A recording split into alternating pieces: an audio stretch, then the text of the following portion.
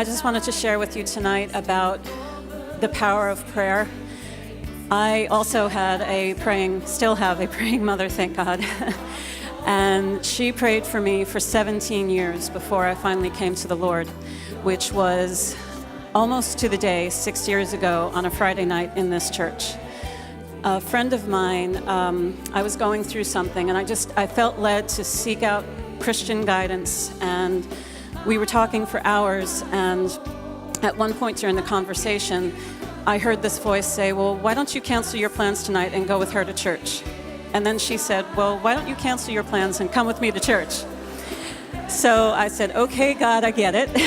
And I came, and the choir did Whose Report Will You Believe? And it was just a light bulb that just went off for me. And I came to the altar that night broken, and I've been coming ever since. I started going to the New Believers class, and then I got to the point of, after receiving for a few years, of, well, I really need to join a ministry. And so I thought, well, the choir.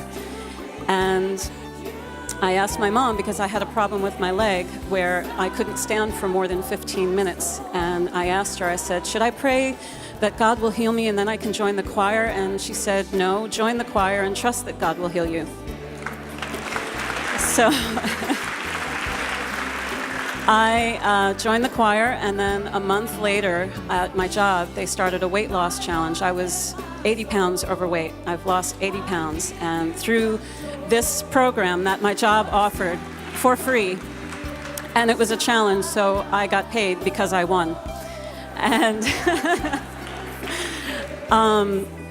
and also, you know, with being saved, as I'm sure you're all familiar with, there's just this burden on our hearts for our loved ones that aren't saved. And so I've been praying for my father, I've been praying for my uncle, who I had been estranged from. And when my grandmother was very ill, she did pass away, but I know she's with the Lord. But my uncle has had severe problems with drugs, and I tried writing him a letter to get in contact with him. I invited him to church through the letter.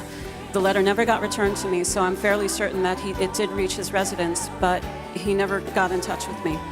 And yesterday morning, I was watching the news, or I put it on to watch the weather, and I was just going to turn the TV straight off, but for some reason I left it on. And then there he was, sitting in a soup kitchen, eating in a soup kitchen, and they interviewed him, so I know it's him. And I have the name of the soup kitchen. I'm going to call tomorrow and go there somehow. I don't know where exactly it is, but I'm going to go. I don't know the next step, but God does. And I just want to encourage you to keep praying for your family members. My mom prayed for me for 17 years. I'm standing here because of her. And I know my uncle is promised to me.